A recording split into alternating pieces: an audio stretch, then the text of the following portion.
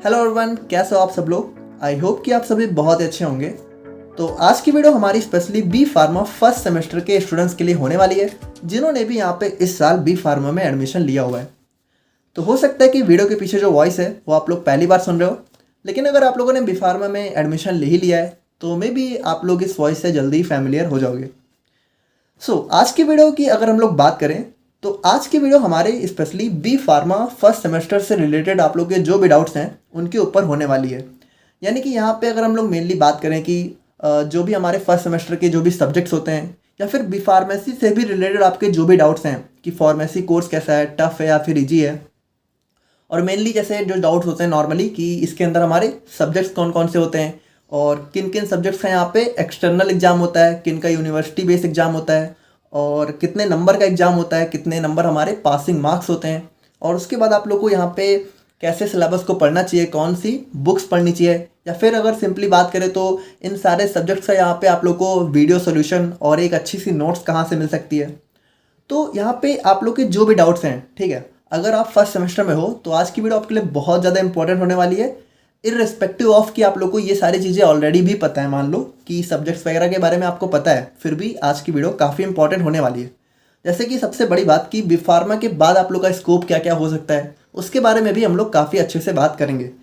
तो कुछ यहाँ पे मैंने पोल डाले थे, तो वहाँ पे आप लोगों ने कुछ क्वेश्चंस पूछे थे, तो उनका सभी का आंसर करने की भी हम कोशिश करेंगे। तो वीडियो में आप लोग ध्यान से बने रहना। अगर ये सारी चीज़ें आप लोग जानते हो तो वीडियो को थोड़ा सा आप लोग स्किप कर सकते हो और आगे जाके देख सकते हो। तो यहाँ पे सबसे पहले हम लोग बात करते हैं अपने बी फार्मा फर्स्ट सेमेस्टर के सब्जेक्ट्स के बारे में, यानी कि इसके अंदर हमारे कौन कौन से सब्जेक्ट्स होते हैं। तो देखो, सबसे पहली बात, जो हमारा बी फार्मा कोर्स है वो हमारा 4 ईयर का कोर्स होता है, जिसके अंदर हमारे 8 सेमेस्टर होते हैं। और यहाँ पे अगर हम लोग बात करें अपने फर्स्ट सेमेस्टर के बारे में, तो फर्स्ट सेमेस्टर के अंदर आप लोग को टोटल 6 सब्जेक्ट्स पढ़ने होते हैं, जिसमें से देखो ये चीज़ ध्यान देना कि 4 हमारे यहाँ पे एक्सटर्नल सब्जेक्ट्स होते हैं और 2 हमारे यहाँ पे इंटरनल सब्जेक्ट्स होते हैं।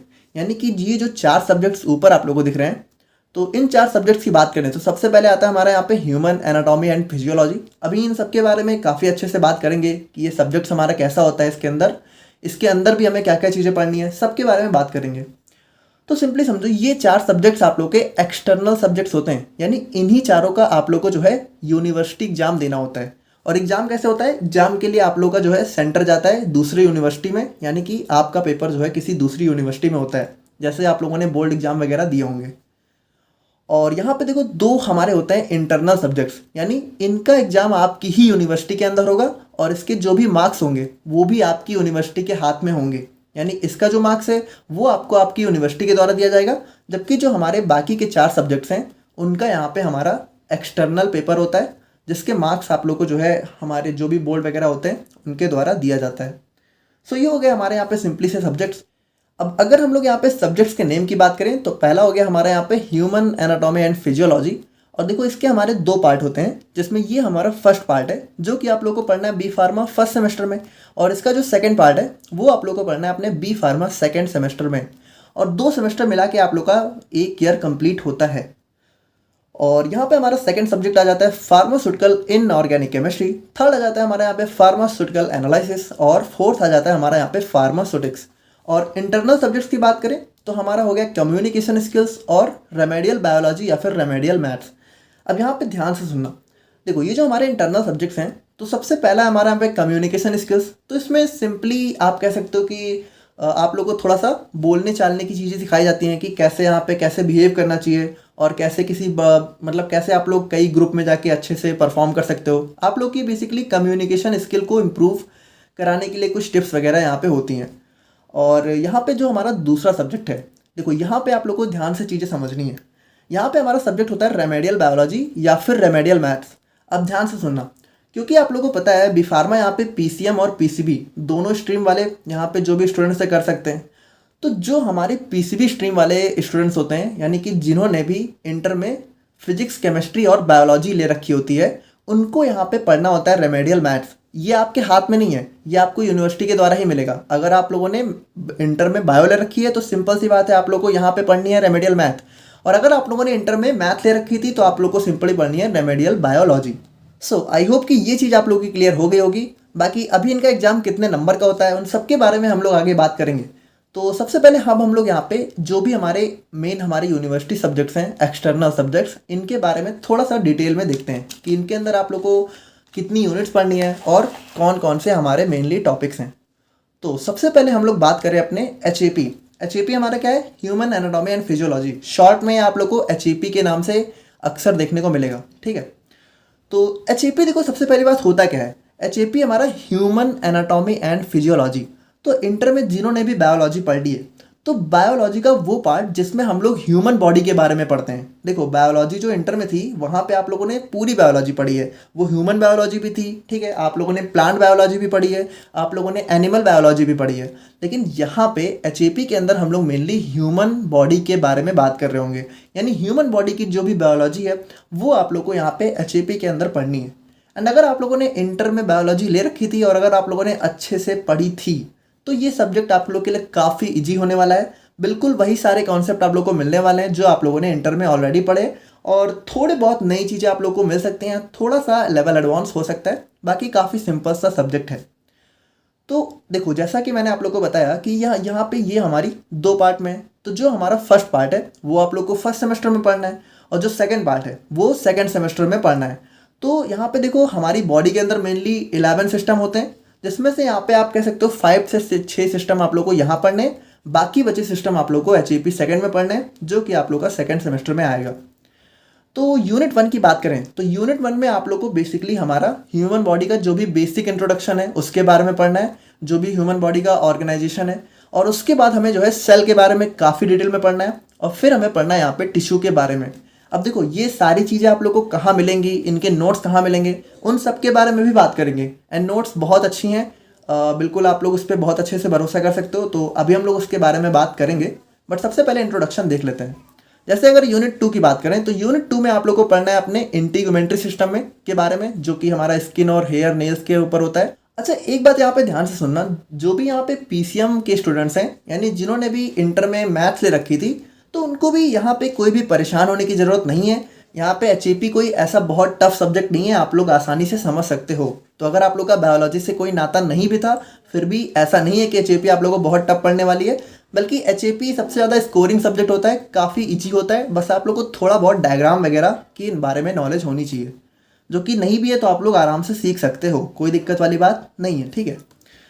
और उसके बाद अगर हम लोग बात करें तो हमें पढ़ना है यहाँ पे स्केलेटल सिस्टम के बारे में, यानी जो भी हमारा बोन्स वगैरह होता है, ठीक है, और फिर हमारे पढ़ना है जॉइंट्स के बारे में। एंड यूनिट 3 की बात करें, देखो सबसे पहली बात, टोटल हमारे हर सब्जेक्ट में हर सेमेस्टर में आप लोग को जो है सिर्फ 5 यूनिट देखने को मिलेंगी, ठीक है। तो 5 यूनिट आपकी हर सब्जेक्ट में बी.फार्मा के अंदर होती हैं।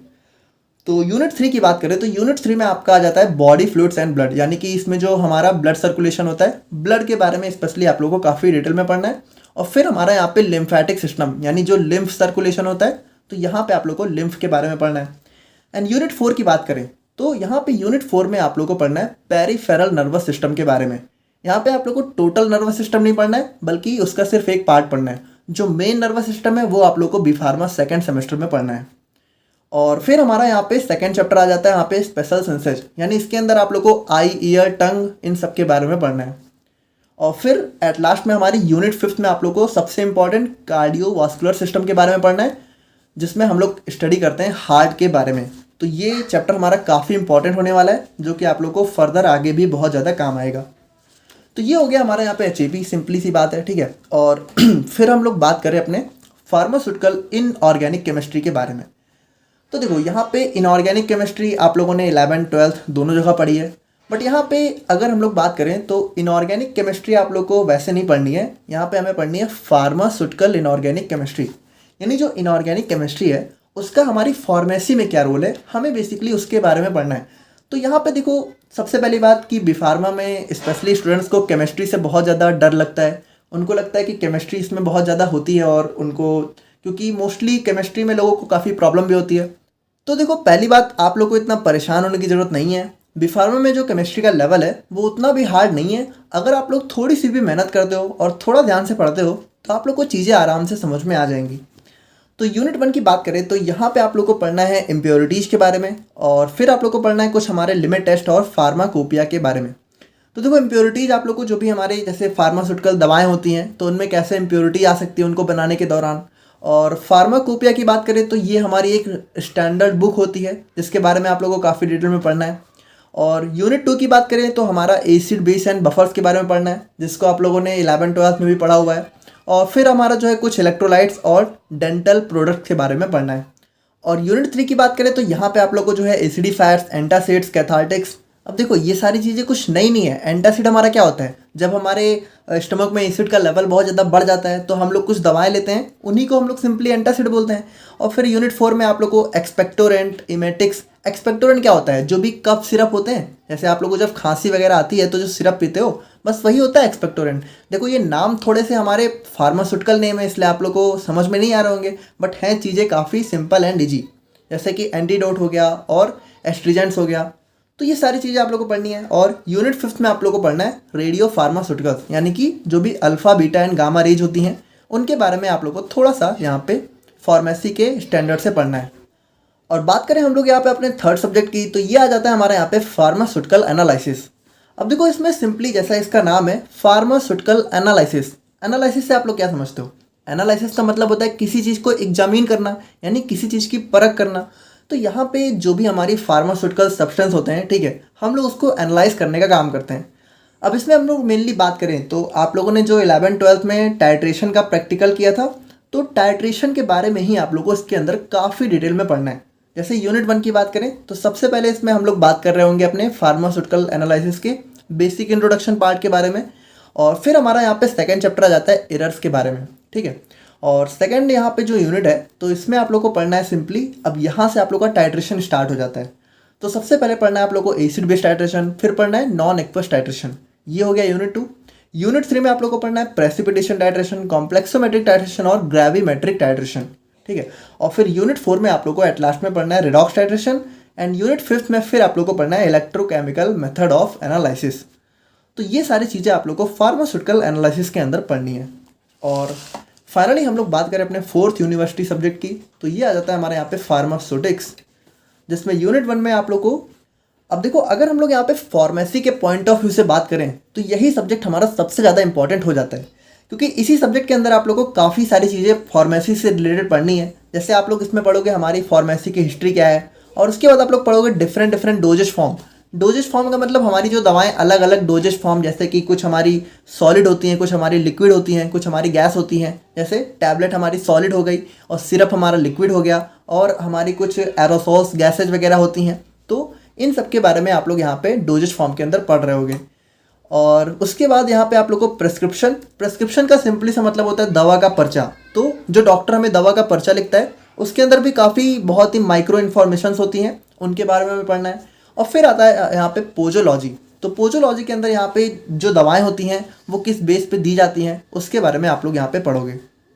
एंड बात करें हम लोग यहाँ पे यूनिट 2 की तो इसमें आप लोग को पढ़ना है फार्मास्यूटिकल कैलकुलेशंस के बारे में। यानी इसमें आप लोग ये पढ़ोगे कि जो दवा की डोज होती है वो हम लोग यहाँ पे कैसे कैलकुलेट करते हैं, उसके लिए कुछ फॉर्मूले वगैरह होते हैं। और फिर आप लोग को पढ़ना है पाउडर्स के बारे में। पाउडर्स यानी कि जो हमारे फार्मास्यूटिकल पाउडर्स होते हैं जिनको हम लोग यूज़ करते हैं, जैसे हमारा डस्टिंग पाउडर हो गया और कुछ खाने वाले पाउडर्स भी होते हैं, तो उन सब के बारे में हम लोग पढ़ेंगे। और फिर हम लोग पढ़ेंगे यहाँ पे लिक्विड डोजेज फॉर्म, यानी कि जो भी सिरप वगैरह होती हैं उनके बारे में हमें पढ़ना है। और यूनिट 3 में ही हमें जो है जो लिक्विड डोजेज फॉर्म है उसके कुछ टाइप्स के बारे में पढ़ना है, जैसे हमारे मोनोफेजिक लिक्विड्स और बाईफेजिक लिक्विड्स। और यूनिट 4 में आप लोग को पढ़ना है सपोजिटरीज के बारे में। तो ये भी हमारी एक टाइप की डोजेज फॉर्म होती है। आप लोगों ने नाम नहीं सुन रखा होगा, लेकिन आप लोग पढ़ोगे तो समझ जाओगे।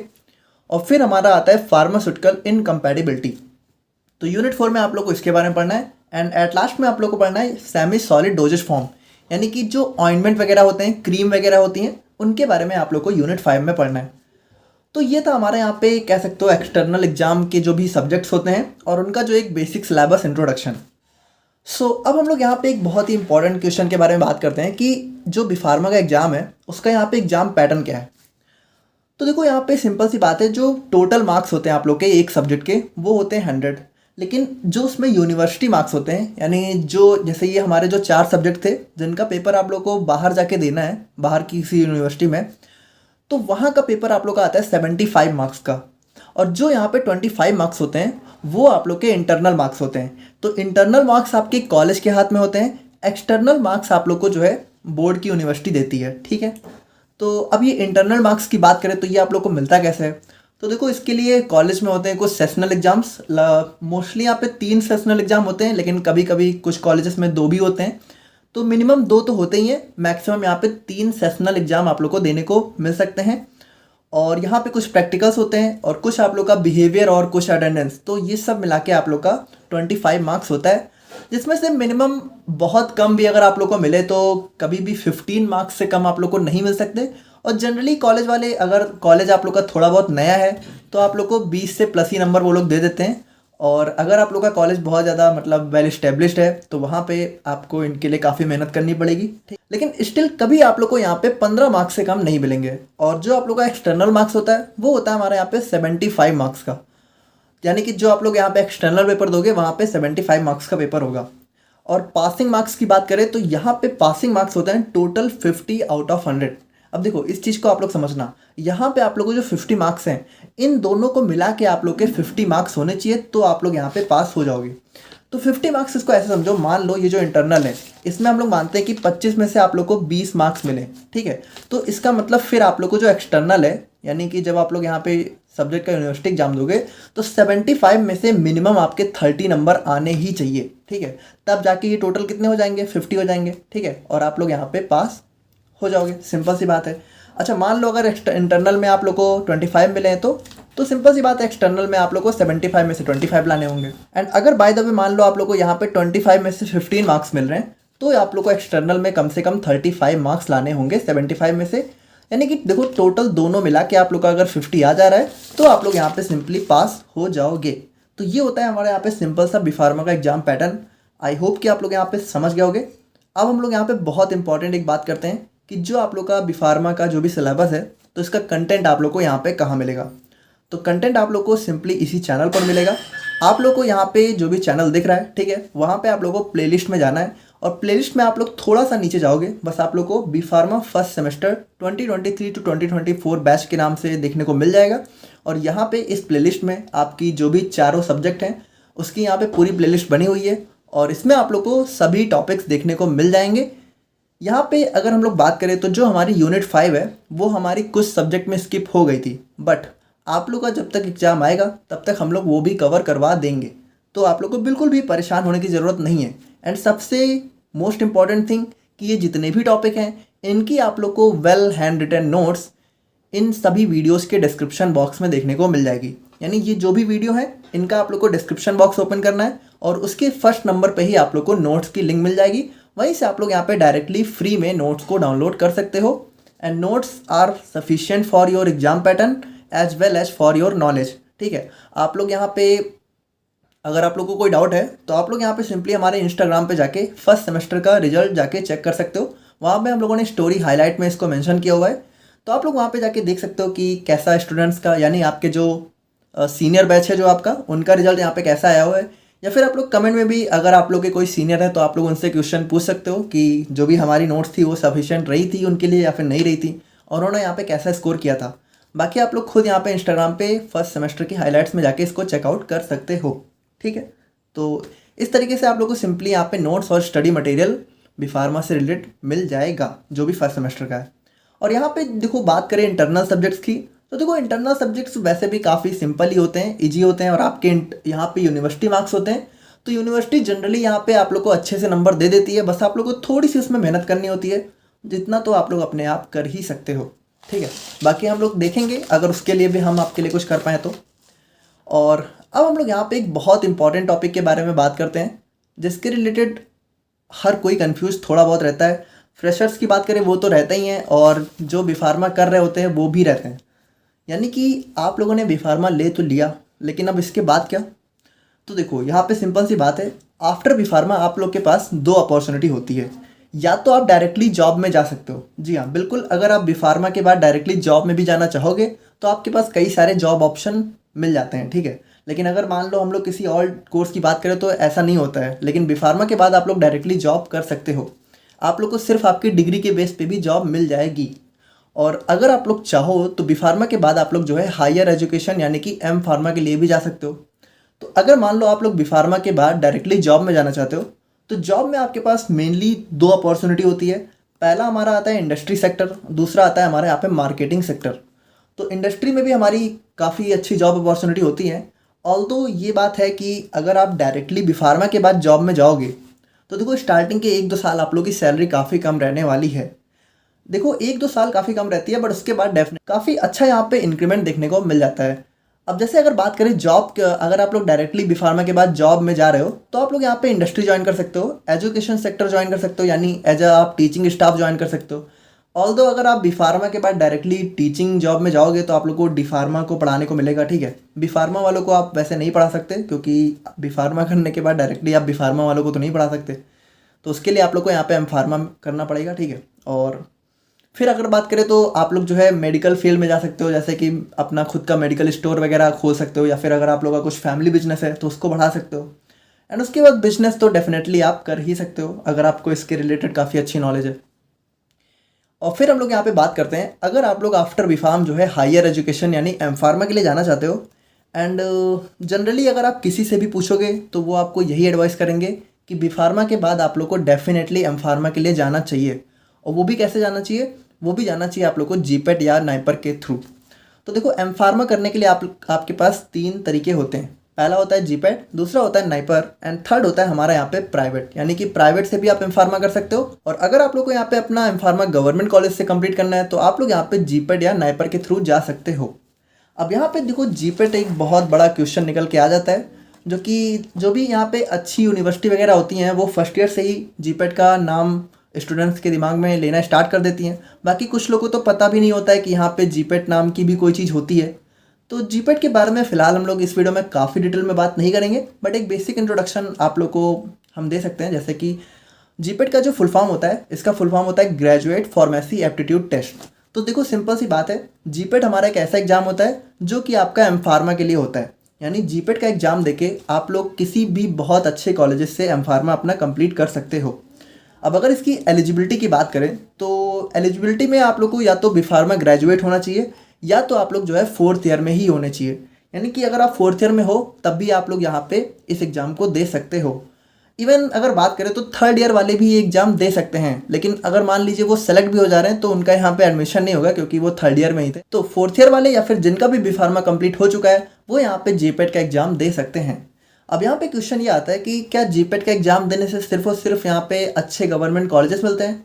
तो डेफिनेटली बिल्कुल नहीं। यहाँ पे जो सबसे इंपॉर्टेंट चीज़ होती है वो ये होती है कि अगर आप लोग यहाँ पे जीपेट क्वालिफाई कर लेते हो तो आप लोग को 12,400 पर मंथ आपके बैंक अकाउंट में एज ए स्टीपेंड मिलता है। एंड ये यहाँ पे सबसे इंपॉर्टेंट रीजन हो जाता है जिसकी वजह से आप लोग को जीपेट के लिए जाना ही चाहिए। यानी अगर आप लोग जीपेट के लिए जाते हो तो 2 साल तक, जब तक आप एम फार्मा करोगे तब तक आपके बैंक अकाउंट में पर मंथ 12,400 रुपये आएंगे, ठीक है। तो ये सबसे इंपॉर्टेंट चीज़ हो जाती है जीपेट की। और मेन थिंग ये है कि जीपेट के बाद ही आप यहाँ पे एलिजिबल होते हो नाइपर के लिए। यानी नाइपर यहाँ पे कोई अलग सा एग्जाम नहीं है, बल्कि नाइपर आप कह सकते हो जीपेट के बाद का एग्जाम है। अगर आप जीपेट क्वालिफाई करते हो तो आप लोग को नाइपर देने का मौका मिलता है। एंड नाइपर यहाँ पे एक जीपेट से भी अलग लेवल की चीज़ हो जाती है। तो इन सब के बारे में किसी सेपरेट वीडियो में काफ़ी डिटेल में बात करेंगे। बाकी आप सिंपली समझो। और बात करें सिंपली तो जीपेट से आप लोग को बेस्ट फार्मेसी कॉलेजेस में एडमिशन लेने का चांस मिल जाता है, और यहाँ पे बेटर प्लेसमेंट के भी चांसेस बढ़ जाते हैं। यानी जीपेट के जो भी कॉलेजेस रहते हैं वहाँ पे डायरेक्टली कंपनी आपके कॉलेजेस में प्लेसमेंट के लिए आती है, तो ये काफ़ी अच्छा हो जाता है। और यहाँ पे बेस्ट टीचिंग स्टाफ आप लोग को देखने को मिल जाता है, क्योंकि जीपेट में जनरली यहाँ पे जीपेट क्वालिफाई और नाइपर क्वालिफाई टीचर्स ही पढ़ाते हैं, तो काफ़ी एक अच्छा स्टाफ आप लोग को मिल जाता है। सो ये सारे कुछ रीजंस होते हैं जिसके लिए आप लोग को जो है हायर एजुकेशन के लिए जाना चाहिए।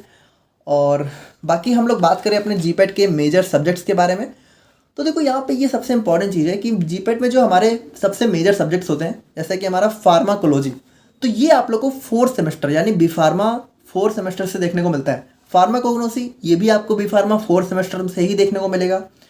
फार्मास्यूटिक्स, तो देखो ये फार्मास्यूटिक्स से आप लोग ये कंफ्यूज मत होना कि ये आप लोग का जो 1st सेमेस्टर का फार्मास्यूटिक्स है वो है। देखो फार्मास्यूटिक्स के अंदर यहाँ पे सारी चीज़ें आ जाती हैं। बेसिकली अभी आप लोग आने वाले सेमेस्टर्स में फार्मास्यूटिक्स के अंदर बहुत सारे पार्ट होते हैं, उनके बारे में पढ़ोगे, जैसे फिजिकल फार्मास्यूटिक्स, इंडस्ट्रियल फार्मेसी, और यहाँ पे फार्मास्यूटिकल ज्यूरिस्प्रूडेंस। तो ये सारी चीज़ें हमारी फार्मास्यूटिक्स का ही पार्ट होती हैं। तो फार्मास्यूटिक्स का मतलब यहाँ पे 1st सेमेस्टर के फार्मास्यूटिक्स से नहीं है, बल्कि ये बहुत वास्ट सब्जेक्ट होता है। सबसे ज़्यादा सिलेबस हमारा फार्मास्यूटिक्स से ही आता है। और उसके बाद आता है हमारे यहाँ पे फार्मास्यूटिकल केमिस्ट्री। तो इसके अंदर भी हमारे बी फार्मा के अंदर जितनी भी केमिस्ट्री हैं वो आ जाती हैं। जैसे कि फर्स्ट सेमेस्टर में आप लोग इनऑर्गेनिक पढ़ोगे तो थोड़ा सा उसका भी पार्ट आप लोगों को देखने को मिलेगा। बाकी जनरली सेकेंड सेमेस्टर से आप लोग की स्टार्ट होगी ऑर्गेनिक केमिस्ट्री और फोर्थ सेमेस्टर से स्टार्ट होगी मेडिसिनल केमिस्ट्री। तो वो सारे पार्ट आप लोग को यहाँ पे फार्मास्यूटिकल केमिस्ट्री के अंदर देखने को मिलेंगे। तो ये हमारे जीपेट के कुछ मेजर सब्जेक्ट्स होते हैं। सो यहाँ पे देखो एक चीज़ सिंपल सी बात है, अगर आप अपने फर्स्ट सेमेस्टर में हो तो आप लोग को यहाँ पे अभी से जीपेट के लिए परेशान होने की ज़रूरत नहीं है। आप अपना सिलेबस बस अच्छे से पढ़ो। अगर आप अपना सिलेबस अच्छे से पढ़ते हो तो वहाँ पे काफ़ी मोस्टली चीज़ें कवर हो जाती हैं। तो यहाँ पे सबसे इंपॉर्टेंट चीज़ यही है कि आपको यहाँ पे नॉलेज पे ज़्यादा फोकस करना है रैदर देन स्कोरिंग मार्क्स, ठीक है। यानी आप लोग सिर्फ यूनिवर्सिटी एग्जाम में अच्छा स्कोर करने की अगर सोच रहे हो, अच्छा रिजल्ट, अच्छा परसेंटेज बनाने की कोशिश कर रहे हो और नॉलेज आप लोग नहीं लेने की कोशिश कर रहे हो, तो वो चीज़ यहाँ पे काफ़ी गलत हो जाएगी। आप लोग को पूरा फोकस नॉलेज लेने पर ही करना है, क्योंकि एट लास्ट में देखो फार्मेसी में आपको नॉलेज ही काम आने वाली है। सो अब यहाँ पे हम लोग बात करते हैं कुछ अपने रैंडम क्वेश्चंस के बारे में जो कि आप लोग के द्वारा पूछे गए थे। तो जैसे कि अगर हम लोग बात करें तो बी फार्मा अगर आप कर रहे हो तो डेली स्टडी टाइम, यानी डेली आप लोग को अपना सेल्फ स्टडी कितना करना चाहिए। तो अगर एक जनरल बात करें तो अगर आप डेली 2 से 3 घंटे भी पढ़ रहे हो, ठीक है, बट रेगुलर बेस पे, ये चीज़ सबसे इंपॉर्टेंट हो जाती है कि कभी हम लोग 2 घंटे पढ़ लेते हैं, कभी हम लोग 4 घंटे भी पढ़ लेंगे, लेकिन उसके बाद 2-3 दिन तक कुछ अता पता ही नहीं है। तो ये चीज़ नहीं करना है। आप लोग को एक डेली स्टडी रूटीन बना के रखना है। अगर कुछ नहीं तो 2 घंटे तो मिनिमम पढ़ना ही पढ़ना है लोग स्टडी, ठीक है। जो आप यूनिवर्सिटी, जो कॉलेज में जाके पढ़ोगे वो तो पढ़ोगे ही, बट सेल्फ आप लोग को एटलीस्ट 2 घंटे टाइम देना है। अब 2 घंटे कुछ लोगों को बहुत कम लग सकते हैं, बट अगर डेली आप लोग 2 घंटे दोगे, देखो डेली दे रहे हो तो वो काफ़ी अच्छा है। इंस्टीड ऑफ कि आप लोग एक दिन बैठ के 6 घंटे 8 घंटे पढ़ ले रहे हो, 10 दिन तक कुछ आता पता नहीं है। सो डेली 2-3 घंटे is more than sufficient, okay. और अगर हम लोग बात करें बी फार्मा टफ है या फिर ईजी है, तो देखो ना टफ है ना ईजी है, थोड़ा सा मॉडरेट लेवल का है। अगर आप लोग थोड़ा सा फोकस करोगे अच्छे से तो आराम से चीज़ें यहाँ पे हो जाएंगी। और उसके बाद हम लोग बात करें नोट्स सफिशिएंट है या फिर नहीं है, यानी कि जो हमारी नोट्स हैं वो सफिशिएंट हैं या फिर नहीं है। तो जैसा कि मैंने आप लोग को पहले ही बताया कि वैसे आप लोग को मैंने स्क्रीनशॉट भी थोड़े बहुत दिखा दिए, बट मेनली आप लोग जाके इंस्टाग्राम की हाईलाइट्स में इसको चेक कर सकते हो। और अगर आप मुझसे पूछो तो डेफिनेटली मोर देन सफिशिएंट है, ठीक है, more than sufficient, not sufficient. And Hindi medium guidance, यानी कि हिंदी मीडियम स्टूडेंट्स, यानी कि उनको थोड़ा सा इंग्लिश से काफ़ी प्रॉब्लम होने लगती है। एंड आई नो मेरे भी काफ़ी बैचमेट्स थे हिंदी मीडियम से, तो उनको भी थोड़ी बहुत प्रॉब्लम होती है। बट डेफिनेटली जैसे जैसे आप लोग थोड़ा सा आगे बढ़ोगे तो चीज़ें काफ़ी फैमिलियर हो जाएंगी। थोड़ा सा अगर आप लोग मेहनत करोगे, जो कि कुछ हमारे इंग्लिश के ऐसे वर्ड्स होते हैं जो आप लोग को काफ़ी नए लगेंगे, तो देखो अगर इमीडिएटली आप लोग ये काम करते हो कि जो वर्ड है आपको नहीं समझ में आ रहा, आप उसका डायरेक्टली हिंदी मीनिंग सर्च करो, ठीक है, उसके बारे में पता करो। अगर ऐसी चीज़ें आप करते हो तो आपके लिए काफ़ी स्टार्टिंग में चीज़ें थोड़ा सा कॉम्प्लिकेटेड होंगी, बट टाइम के साथ सब चीज़ें काफ़ी ईजी हो जाती हैं। तो ऐसी कोई दिक्कत नहीं होती हिंदी मीडियम वालों को, तो आप लोग को परेशान होने की ज़रूरत नहीं है। एंड एट लास्ट में हम लोग बात करें तो यहाँ पे हायर स्टडीज वर्थ इट, यानी कि आप लोग का बी फार्मा के बाद एम फार्मा के लिए जाना वर्थ इट है या फिर नहीं है, तो डेफिनेटली बहुत ज़्यादा वर्थ इट है। आप लोग को डेफिनेटली जाना ही चाहिए बी फार्मा के बाद एम फार्मा के लिए, क्योंकि डायरेक्टली अगर आप जॉब में जाते हो, अब देखो ये चीज़ ना थोड़ी सी डिपेंड करती है कि आपका जो जॉब प्रायोरिटी है वो है किस फील्ड में। जैसे कि अगर बात करें टीचिंग की या फिर इंडस्ट्री जॉब की, तो आप लोग को डेफिनेटली एम फार्मा के लिए जाना चाहिए, क्योंकि टीचिंग या इंडस्ट्री में आप लोग का जो हायर एजुकेशन होता है वो बहुत ज़्यादा इंपॉर्टेंट रोल प्ले करता है। लेकिन अगर आप लोग मान लो आप लोग सोच रहे हो मार्केटिंग के लिए जाने के लिए, या फिर आप लोग का कुछ फैमिली बिजनेस वगैरह है, तो आई थिंक सो कि आप लोग बी फार्मा के बाद भी उसको परस्यू कर सकते हो। तो ये चीज़ थोड़ी सी आपके इंटरेस्ट पे डिपेंड करती है। बाकी जैसा कि मैंने बताया, अगर आप यहाँ पे जीपेट के थ्रू एम फार्मा में जाओगे तो आप लोग को per month 12,400 rupees as a stipend भी देखने को मिलेगा। तो अगर मान लो फाइनेंशियल कंडीशन की वजह से भी आप सोच रहे हो कि मुझे नहीं जाना चाहिए, तो उसका तो कोई रीज़न है नहीं। अगर आप लोग जीपेट निकाल लेते हो तो वो तो आप लोग का सॉल्व हो ही जाएगा। सो डेफिनेटली आप लोग को हायर स्टडीज़ के लिए जाना चाहिए। और ये सारे कुछ क्वेश्चंस थे जो कि जनरली स्टार्टिंग में स्टूडेंट्स के माइंड में होते हैं। बाकी अगर अभी भी कुछ डाउट है और जो कि हमने क्लियर नहीं किया है, तो आप लोग यहाँ पे कमेंट सेक्शन में पूछ सकते हो। अगर आपके कोई सीनियर्स वगैरह हैं, अगर वो देख रहे हैं, तो आई वांट कि जो जूनियर्स के आपके आंसर है वो सीनियर्स ही दें, ठीक है। तो आप सीनियर से अपने क्वेश्चन कर सकते हो, डेफिनेटली वो आंसर ज़रूर करेंगे, काफ़ी अच्छे सीनियर्स हैं आपके। तो ये था हमारा यहाँ पे आज का वीडियो। कैसा लगा आप लोग कमेंट करके बताना, और मिलते हैं हम लोग यहाँ पे किसी नेक्स्ट वीडियो में। Thank you so much.